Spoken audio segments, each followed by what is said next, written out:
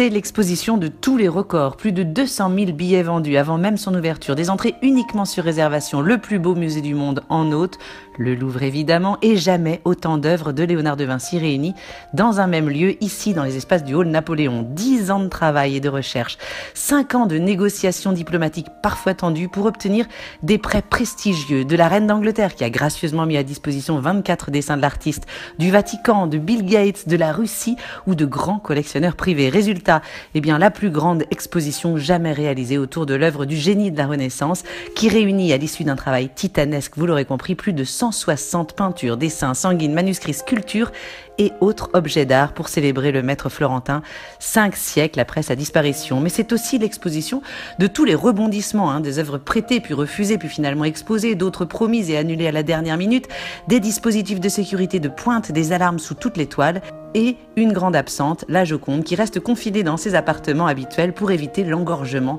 en ajoutant encore au flux quotidien des visiteurs les 30 000 autres personnes qui se pressent chaque jour pour observer son mystérieux sourire. Rassurez-vous néanmoins, vous pourrez ici admirer la Joconde comme vous ne l'avez jamais vue, de très très près, sans vitre par balle, mais au travers de lunettes de réalité virtuelle. 7 minutes en tête-à-tête avec le visage le plus célèbre du monde, enfin seul face au chef-d'œuvre, pouvant contempler les moindres détails de la toile au plus près. C'est absolument inédit. Autre absent, pour l'instant en tout cas, le désormais célébrissime Salvator Mundi, portrait du Christ Sauveur porté disparu depuis son achat pour une somme vertigineuse de 450 millions de dollars, ce qui en fait l'œuvre la plus chère au monde. Où est-il donc aujourd'hui?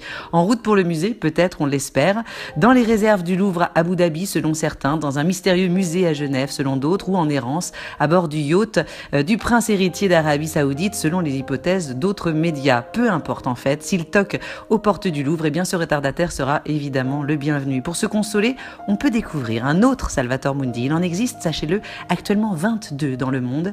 Celui-ci est identifié par le Louvre comme étant une œuvre de Marco Doggiano, un élève de Vinci, le sfumato en moins. Alors évidemment, ne vous attendez pas ici à enchaîner les salles en passant de peinture en peinture, car le maître de la Renaissance est connu pour avoir particulièrement peu peint dans sa vie. À peine une vingtaine de toiles lui sont aujourd'hui attribuées, la moitié est réunie ici. Parmi eux, Sainte-Anne, Saint-Jean-Baptiste, la Vierge au Rocher, la Belle Ferronnière et la miraculée de l'exposition, la Madone Benoît, un tableau prêté à la dernière minute par le musée de l'Ermitage à Saint-Pétersbourg. Autre coup de théâtre, véritable pomme de discorde entre les deux pays, l'Italie et la France, l'homme de Vitruve, œuvre ô combien fragile, conservée à Venise, arrivée 2 jours à peine avant l'ouverture de l'exposition, après un premier refus de la justice italienne. Mais ouf, il est bien là, finalement, ce dessin iconique qui représente les proportions idéales du corps selon Léonard de Vinci, réalisé vers 1490 à la plume, à l'encre et au lavis sur papier, et montré en France pour la première fois. Autre merveille de l'exposition,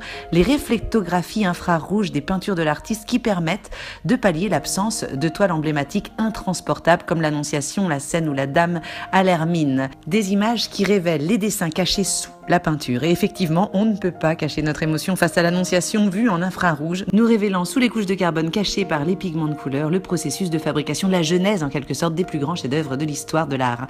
Car le trait est au cœur de cette très belle rétrospective, des feuillets d'une rareté inestimable, d'une fragilité incroyable ici sous nos yeux. Et dans cette exposition, se cache une pépite, un trésor, la Scapigliata, la jeune fille décoiffée en français, une œuvre inachevée du peintre sur un petit morceau de bois remarquablement bien conservé. Au-delà des légendes et autres fantasmes, cette exposition est un magnifique voyage dans la personnalité foisonnante de ce peintre italien à son image empreinte de mystère.